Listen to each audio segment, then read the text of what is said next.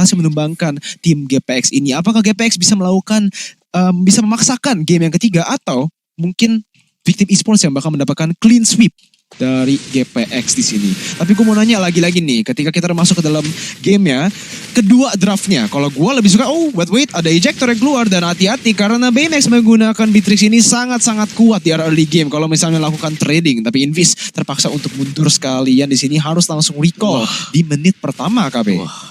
Ini bakal rugi banget karena lihat di freeze lane juga dari Ten-nya, dia bahkan belum level 2. Dan ini bakal jadi kerugian kalau seandainya nanti di setup tim fight Turtle. Ten belum level 4 karena tidak akan ada Meteor Shower. Tapi Vels sudah mulai hari. Rejector digunakan mencoba untuk mereset begitu saja dari orange buff yang dimiliki oleh seorang Jay. Buying time yang cukup lama dan ini bener-bener kayak cuma langsung untuk buying time saja agar Vels lagi dan lagi melakukan hal 2 kali Mirko. Iya, inilah yang kita bilang kalau misalnya lawan Uranus Jungle ya, ini memang hero yang butuh mungkin sedikit cover sih kalau misalnya untuk clearingnya, karena dia itu nggak punya CC dan damage pun juga nggak begitu gede-gede amat, apalagi di early game sebagai hero yang scaling. Jadi dengan itu langsung di reset 2 kali bisa menjadi hal yang beneran fatal banget nih ketika kita masuk ke menit di mana turtle-nya sudah up, karena linknya yang dari tadi free farming sudah bakal mendapatkan level 4 ketika dia udah nge-clearing, di mana tadi ini J-nya mungkin bakal stuck di level 3 ketika turtle-nya spawn di sini KB.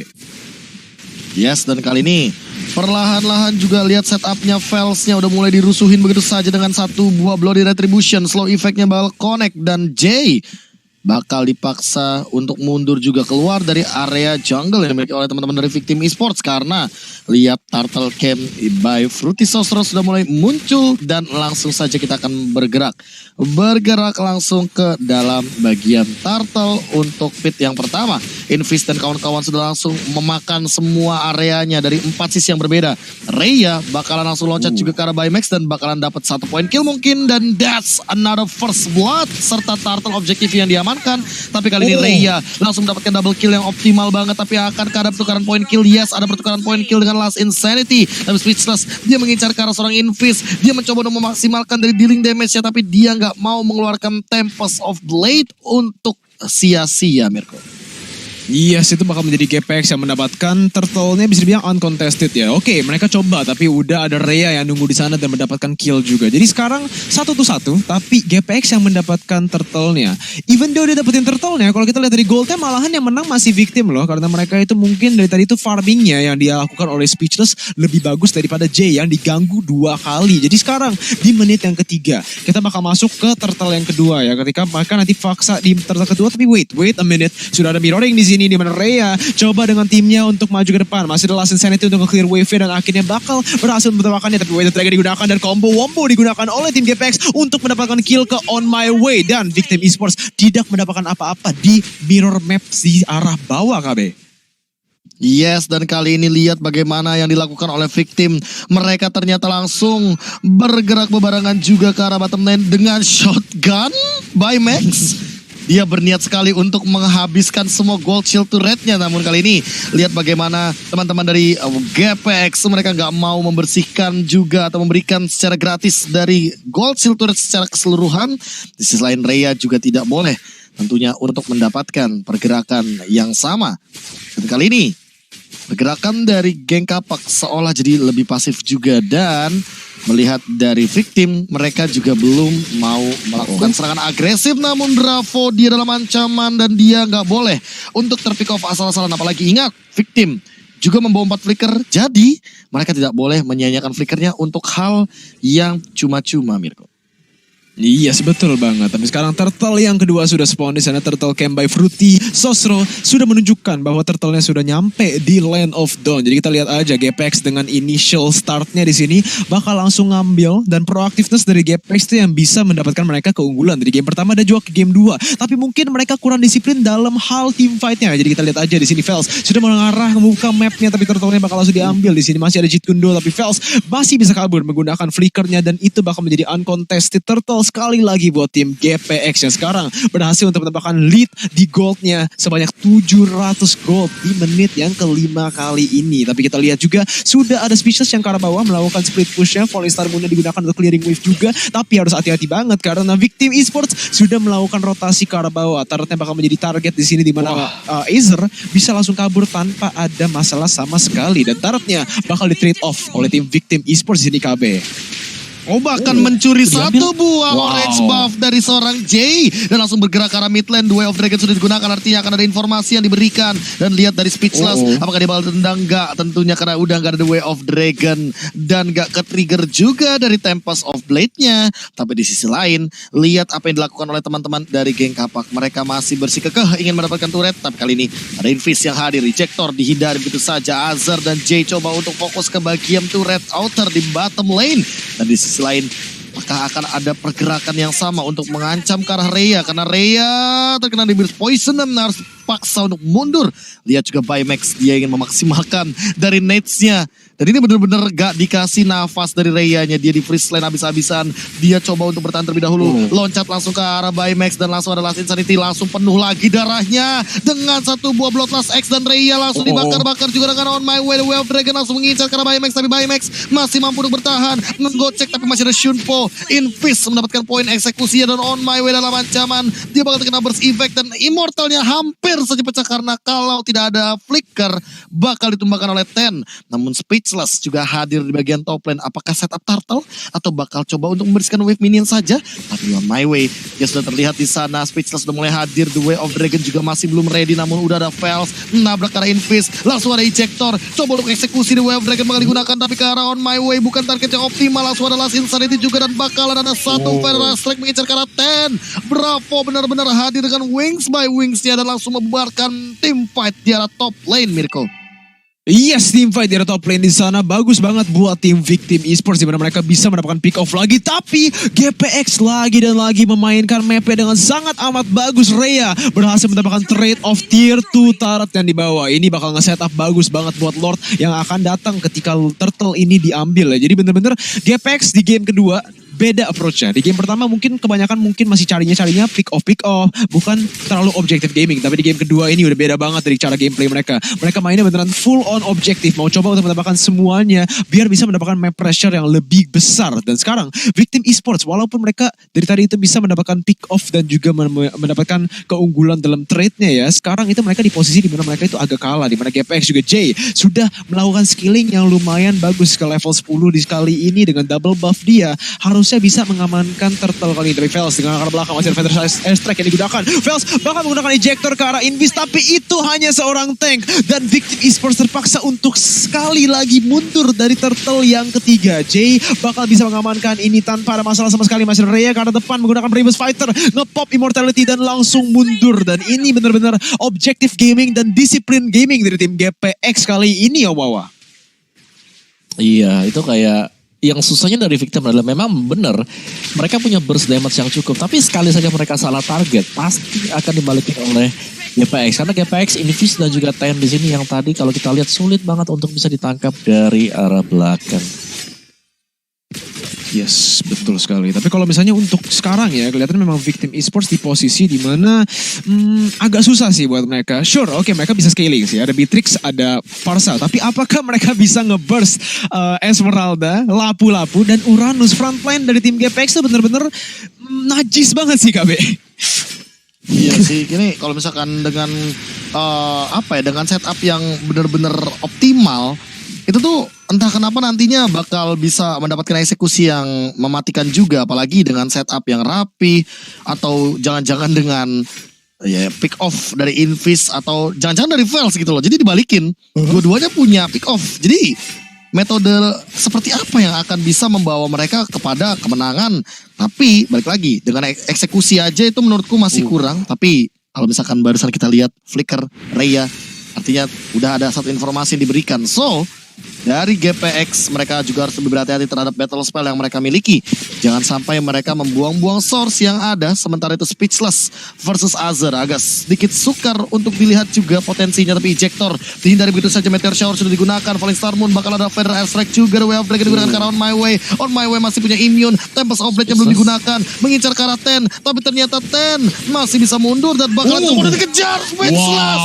Dia menangkap satu targeting yang sangat amat sakit. Dan ternyata dengan Deviant Sword-nya dia mampu. Dan damage-nya cukup untuk menumbangkan Chang'e sendirian. Karena sudah tidak akan ada flicker lagi. Baymax mengincar ke arah Rhea. Tapi lihat Fels-nya. Dia mencoba untuk mundur terlebih dahulu. Dan itu adalah sebuah atraksi yang luar biasa dengan parkour dari Speechless. Walaupun dia baru punya Honest Battle. Tapi nggak ada yang lihat baru dipuji. Speechless. Astaga Hugo. Aduh Ya Mirko. Iya, bener-bener loh ya. Pas banget dipuji langsung dia kejedot di sana. Aduh, memang momennya tuh dicari aja sama mereka. Tapi sekarang tanpa adanya purple buff, GPX bakal bisa melakukan clearing. Itu memang wow, well played banget sih dari Speechless. Dimana dia bisa melakukan parkour dan juking satu timnya. Sekaligus juga mendapatkan kill. Tapi ada Way of Dragon yang digunakan karena Speechless banyak banget damage keluar. Tapi ada Tempest of Blades yang digunakan untuk kabur. Dan Jay pun yang berhasil untuk mendapatkan purple buff kali ini di menit yang ke-11. Dan karena itu, ini bakal menjadi teamfight yang susah sekali buat Victim Esports. Link tanpa purple buff. Apakah mereka bakal coba untuk melakukan kontes ke arah Lord yang lagi diambil oleh tim GPX? Kelihatannya sih tidak, karena Linknya sudah melakukan rotasi ke arah atas, coba untuk melakukan mirroring atau trading di arah mapnya, di mana GPX pun bakal coba untuk mendapatkan Lordnya. Tapi lihat di sini On My Way mungkin sedikit agresif di sini menggunakan Last Insanity yang menggunakan flickernya juga untuk kabur. Tapi ada midi shower dan juga follow up yang sangat bagus dari seorang Rhea yang menuju ke arah belakang, nge-cancel sekaligus Feather Airstrike. Tapi itu sebenarnya worth it sih sebenarnya untuk tim Victim Esports yang bisa nge-reset Lordnya dan mendapatkan turret tier 2 yang di atas. Jadi 2 turret yang di-trade untuk 1 kill sekarang. Speechless dengan dia bisa rotasi ke sini mungkin bisa menjadi bencana buat tim GPX yang dari tadi agak terlalu di baiting sama tim Victim KB. Yes, dan bakalan langsung coba untuk pulang dari teman-teman tim geng Kappa. Tapi mereka kehilangan 3, bahkan hampir 3 tuh di arah bagian top lane. Untungnya bottom lane-nya tidak jadi untuk dipus, tapi kali ini akan ada satu Feather Airstrike juga. Rhea tumbang sendirian di depan sana menjadi kerugian yang berlipat ganda. Dan lihat yang dilakukan Speechless beneran, dia nge-split push ke arah bawah lagi, ke arah top lane lagi tanpa ada purple buff. Dia seolah tidak masalah karena dia udah punya si Helbert juga di sini. Speechless akan bisa 1v1 melawan siapapun karena absorb damage dari Azer dan juga dari Rhea. Bahkan Regen HP dari Jay tentu akan dia makan asal-asalan. Invis mencoba untuk bertahan terlebih dahulu, mencoba untuk langsung mengincar ke arah belakang, tapi ternyata Bravo-nya harus tumbang dan hilang terkena Falling Star Moon. Lihat Speechless yang mencoba untuk mundur terlebih dahulu. Azer bakal mencoba untuk dikejar, tapi masih ada Ten yang langsung ditargeting juga. Satu Deviant Sword lagi dan harus hilang begitu saja. Speechless masih dalam tracknya, mencoba untuk mengincar ke arah Invis. Invis juga harus hilang, double kill diamankan. Langsung mencoba untuk mengambil Deviant Sword yang tersisa. Azer dalam ancaman bakal langsung dapetin satu lagi triple untuk seorang Speechless, tapi di belakang sana Baymax langsung ngebredet aja Jay-nya karena dia tahu di sini Jay dan Rhea udah nggak memiliki damage yang optimal atau mumpuni untuk menumbangkan Speechless. Dan lihat yang dilakukan Speechless, dia baru langsung menuju ke arah Lord yang pertama, Mirko. Wow, Speechless bener-bener loh. Ini playnya seru banget ditonton ya. Tapi ada Unstoppable Force digunakan bersama juga dengan ejectornya. Masih belum berfollow up di sini. Di Feather Airstrike-nya tidak in range, tapi bakal digunakan untuk ke-burst Lord-nya. Bakal langsung di retribution oleh seorang Speechless.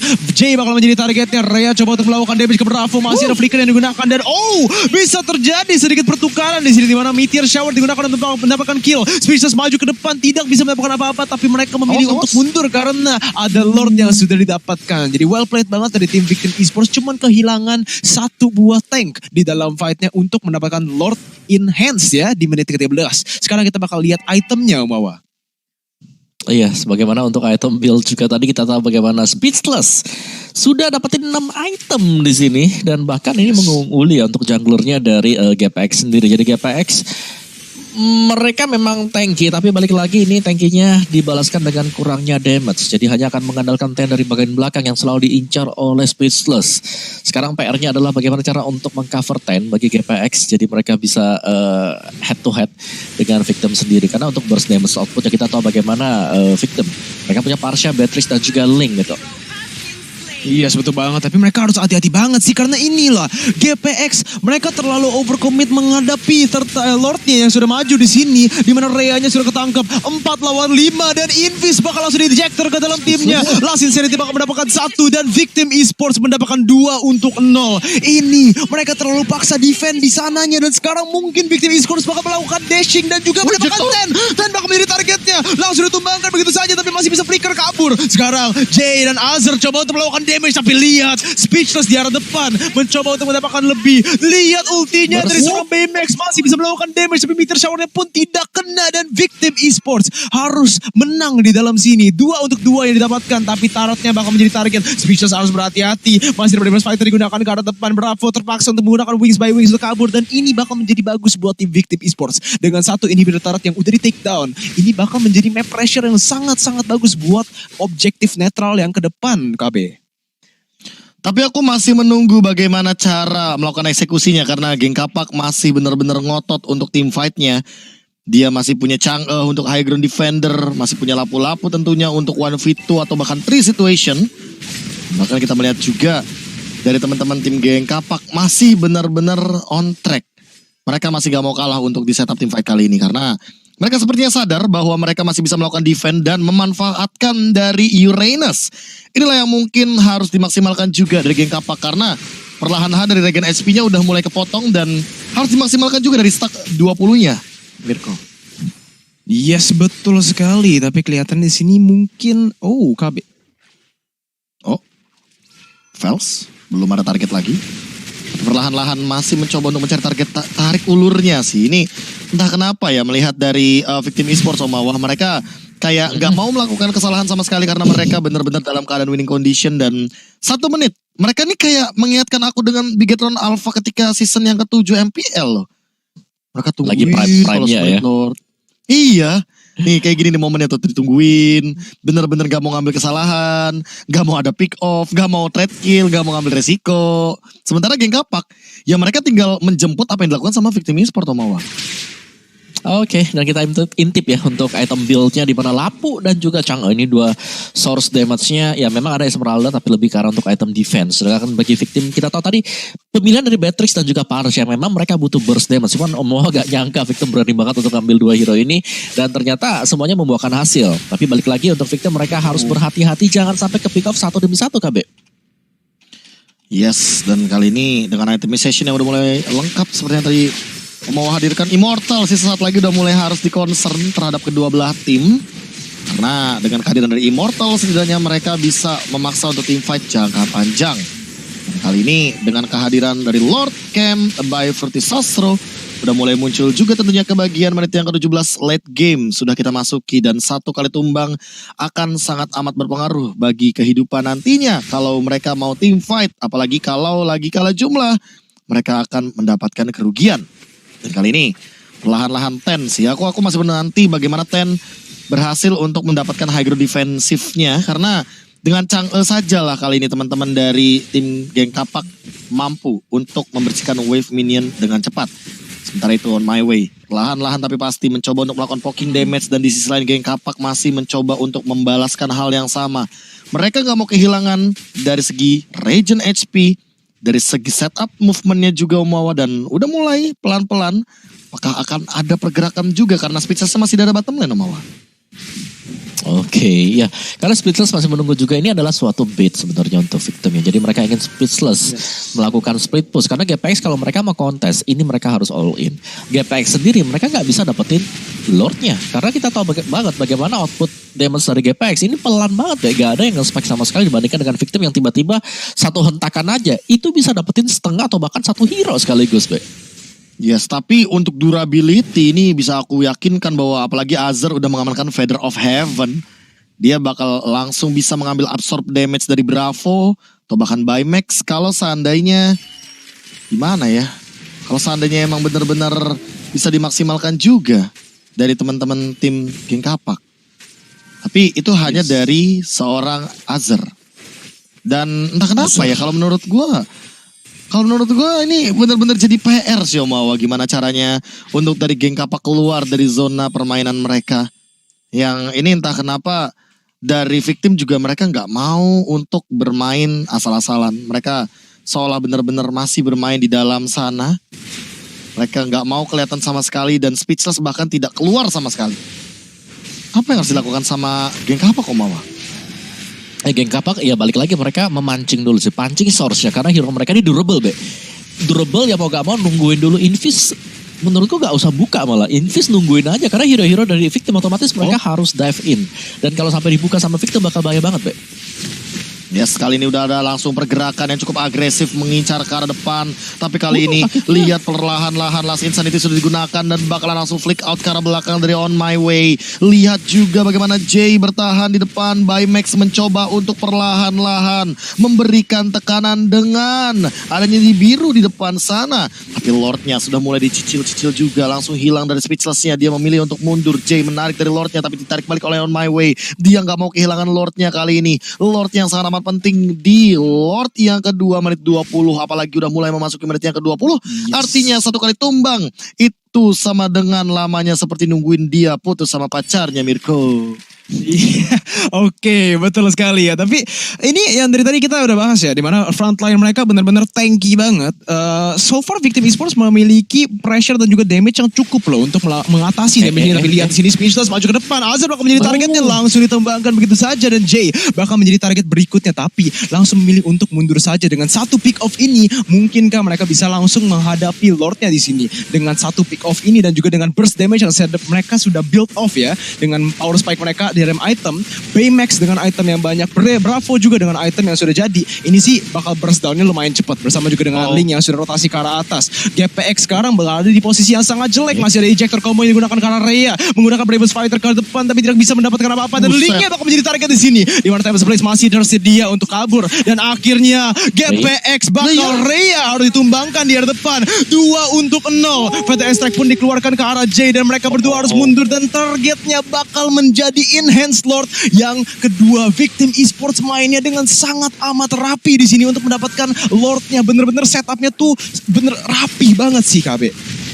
Oh my god, lihat kehilangan 2 tanpa adanya pertukaran poin dari geng Kapak. Mereka akan kehilangan dari Lord yang kedua. Dan langsung saja lihat Baymax-nya juga udah punya Immortal. On My Way, dia juga masih ready dengan Immortalnya. Speechless bikin Immortal, ini bakal nabrak sih for sure. Bravo bakal ada di belakang dan Pelsnya punya Immortal. 4 Immortality sesuai dengan yang Omawa bilang tadi ya. Bagaimana dari setupnya victim kali ini Omawa. Iya, setup demi setup. Bahkan GPX yang seharusnya tidak terpick off tadi, Be. Itu dia, Azir ketika terpick off di bagian bawah, otomatis sudah menambah satu hero lagi yang tidak bisa memberikan damage, yaitu Esmeralda. Yang kita tahu dengan adanya tadi Feather of Heaven, diharapkan bisa memberikan extra damage output. Dan 4 ngelawan 5. Si Speechless masih bisa joget dong di belakang dengan Tempest of Blade. Masih bisa gocek-gocek juga. So ya, dari victim mereka sekarang punya upper hand karena mereka juga sudah punya Lord Mirko. Iya betul sekali, tapi dengan Enhanced Lord yang spawn di arah atas, turret inhibitor yang dibawa bakal menjadi target. Falling Star Moon pun dikeluarkan untuk mencoba untuk nge-defend base-nya, tapi lihat di arah atas sudah ada ejector yang digunakan ke arah Invis-nya. Masih ada damage dari On My Way bersama juga dengan Feather Airstrike yang dikeluarkan untuk follow up damage-nya. Lord-nya sudah masuk ke dalam base-nya dan mid inhibitor turret-nya bakal menjadi target buat tim Victim Esports untuk melakukan siege. Sekarang GPX di posisi di mana mereka harus melakukan siege defense yang sangat bagus dengan 3 inhibitor yang sudah hancur. Invis pun masuk ke dalam menggunakan Way to Dragon ke arah tanknya doang. Tapi itu semua seorang tank. Tapi sekarang Jay bakal menjadi targetnya, langsung ditumbangkan begitu saja. Dengan adanya 5 Immortal, ini bakal menjadi bencana. 1 orang tumbang. Tapi masih ada Rhea yang coba untuk defense base-nya di sana. Bakal langsung dikecilin health HP-nya. Tapi lihat Azir yang maju ke depan menggunakan Falling Star Moon-nya. Tapi lagi-lagi si KB 5 Immortality yang bener-bener sakit banget dengan Winter Truncheon di sana. Bravo bakal menjadi targetnya tapi masih bisa kabur di arah sini. Azir bakal bisa lock him down menggunakan Falling Star Moon-nya KB.